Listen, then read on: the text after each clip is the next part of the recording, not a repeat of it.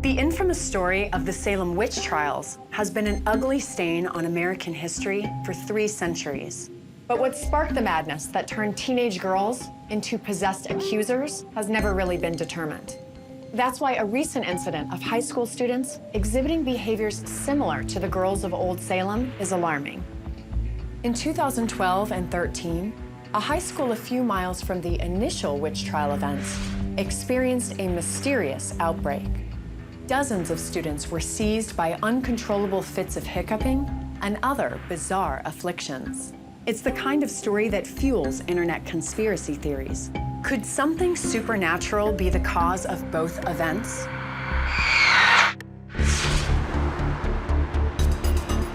Modern Salem still has strong connections to its remarkable history.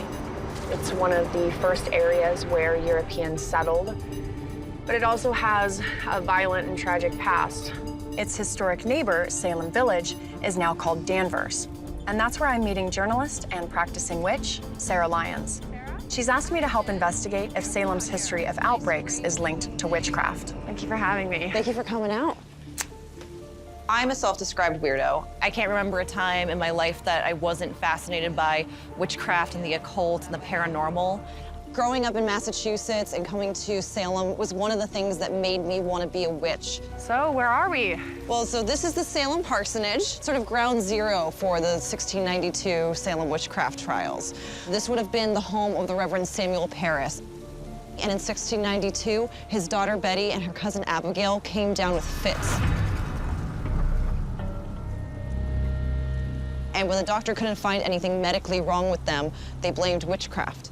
And this was the start of the Salem witch trials. Right here would have been the foundation of the house. You know, it's a stressful time for everybody, but especially if you're a young girl. This is an incredibly controlling environment to be in. Puritan culture didn't even allow for singing or dancing, correct? No singing, no dancing, not even Christmas. They actually banned Christmas because that was too festive. Sounds fun. So by the end of the Salem witch trials, about 150 people had been arrested and 20 have been executed. I think what's interesting is that what happened in the high school in Danvers parallels what happened in Salem. I mean, the symptoms, the age range of the girls, the fact that they were mainly girls, that's a lot of coincidences in between 2 incidents that occurred 300 years apart. Absolutely. I'm interested in figuring out what could have triggered both incidents of fits, because bad events like this tend to give witches a bad name. There's been speculation that this area is cursed. As a witch, do you believe in negative energy and curses? Yeah, I absolutely do. I mean, I think that New England is a place that has seen a lot of death. It's seen a lot of injustice done. And I think that that is still very much felt in the very soil that we're standing on. I still have questions about what happened in 1692, but now I'd like to research the high school incident. So I tracked down a woman who was a student during the high school outbreak who can tell us what she saw. One girl in my technical classes, she came in with what just seemed like a case of really persistent hiccups. And this went on for a couple days till we asked her about it. And she was like, yeah, this definitely isn't the hiccups. She said her parents took her to see a neurologist, and they said it was something that seemed like Tourette's, but that's weird because that doesn't usually come about when you're 18. How long was it before other students started to exhibit similar symptoms? A couple weeks, maybe. Well, you could hear it in the halls. From what I heard, like, you know, high school rumors, it was all other girls, mostly ones on the soccer team. Given that this seemed to originate and spread throughout the soccer team, did anyone ever talk about maybe it was something in the soil or maybe it was something outside where they were practicing? Did that come up at all? One of the rumors I heard going around was chemicals on the soccer field. Did people start making the parallel? Like, were people talking about it in parallel with the Salem witch trials? Yeah, I mean, you know, I feel like most high schools, there's the kids that are obsessed with witches, especially the Salem witches. Sure. We went to a school that was like where the Salem witch trials actually happened, you know. Across the street is the hill that's rumored people were hung on top of. Under the streets, there's tunnels to the old insane asylum. Wait, your school is attached to an insane asylum?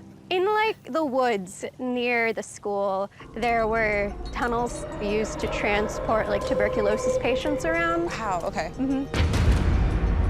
Danvers State is a really, really infamous asylum, a lot of lobotomies. Hearing from someone who was a high school student at that time in Danvers helps me to better understand what really was happening. We need to investigate if something in the soil or something in society triggered these events. This is called the Witch House. It's the only building in Salem that remains to this day with a direct connection to the witch trials. Now, this was Judge Corwin's house, correct? Yes, he was a judge during the witch trial period, and if you were somebody who wanted to bring an accusation of witchcraft against another person, this is the place that you would bring it to.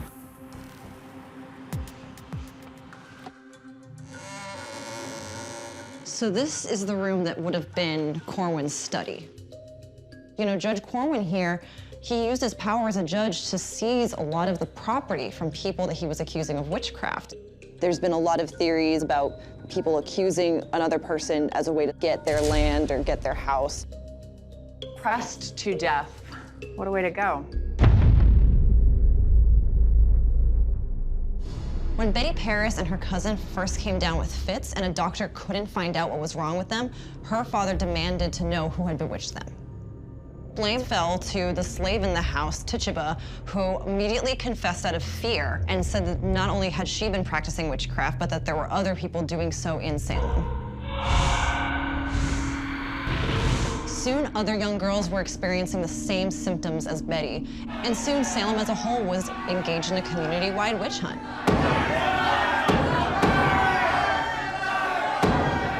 Yet the thing that caused the girls' behavior from the beginning has never been solved. Spectral evidence is evidence based on visions.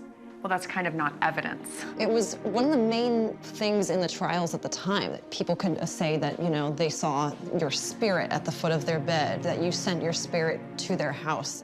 So when these people are accused of this, well, you did A, B, and C. There's no way to disprove something like that. Yeah, back then it was guilty until proven innocent, not innocent until proven guilty.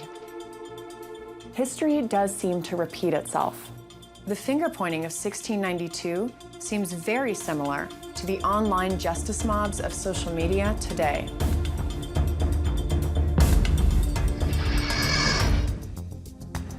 It's something that I can't look the other way on, the location issue. Most of the original victims of the trials came from Salem Village, Which is now modern-day Danvers. the locations just line up too perfectly. And you know, we still don't know what actually caused the girls' fits. Or if the same thing caused the high school outbreak. I'm interested to get another student's perspective on the whole thing. I did find a second student to talk to. It'll be interesting to talk to Michael in person, because given that he was a high school student when it happened, and now he's a police officer, he could probably provide distinct points of view about the scenario. Nice to meet you. Hi, I'm Sarah. Nice to meet you. How many people would you say contracted the vocal tics? Dozens. It had to have been probably upwards of 50. If I Wow, had, really? Yeah, you could walk down the hallway and you'd hear in every classroom. What was your thought process back when that was happening? You could see how a 16-year-old would think it was like a joke, think, oh, you know, this is stupid, everybody's making it up. All of a sudden, it exploded and everybody had vocal tics out of nowhere. Were the people experiencing tics afraid of what was happening to them? They were definitely afraid. It was, as you could imagine, embarrassing for them, too. There was people I knew that were having tests done to try to figure out what was wrong with them. There was a few girls who had, like, electrodes walking around in their heads. Wow. Could you kind of imitate or tell us what the vocal tics sounded like? Yeah, it was like a really high-pitched, like, screeching noise. It was like, ah, like that. In a higher vocal range? Exactly, yeah. It was definitely higher than that. It was almost like a weird hiccup. It's like, ah. It seemed that it was concentrated on members of the female soccer team. Yeah, right next to the soccer field where the girls played, there was a lot, like the big concentration of construction right in that area. I'm a definite believer in the spirit of place. I practice witchcraft. Was there any local legends associated with the place where your school was? Yeah, there's a lot of weird stuff that's happened on that property. Right behind it in the woods, there's these old tunnels in the ground, the TB tunnels, tuberculosis tunnels, where they were wheeling like dead, dying people underground. Looking back, I want your view as an adult who works as a police officer as opposed to a 16-year-old high school student. I honestly feel like an environmental factor would make sense. My friends and I were sitting in class one day and these people walked in with these big giant machines testing air quality. There was news channels showing up at the school, going to people's houses. The administrators told us, like, under no circumstances are you allowed to speak to anybody about this. They threatened us with punishment if we talked to, like, the media. It was interesting when Mike told me that the administration tried to stifle any conversation about it. You can't talk to the press. That, to me, you have to look further into it. I'm interested to hear more about that. It sounds like the school kind of tried to cover it up, and that is really fascinating to me. That's the vibe I got, too. This is a real New England-only site. It's the old Salem burial point. So there's a local witch that I've been wanting to meet. I think that she'll have an interesting perspective on the outbreaks in town.